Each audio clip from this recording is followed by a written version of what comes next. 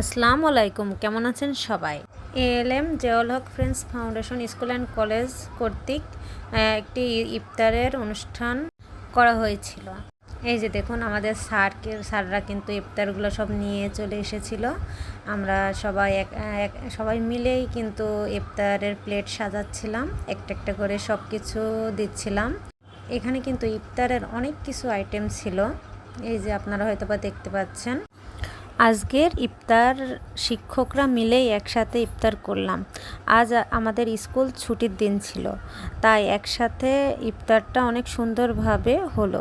আমাদের সকল শিক্ষকরা কিন্তু একসাথে ইফতার করার জন্য বসেই যাচ্ছিলাম। এই যে দেখুন, প্লেটটা কিন্তু আগে থেকে সাজাচ্ছিলাম, সব কিছু সবার জায়গা মতো রাখা হচ্ছিল।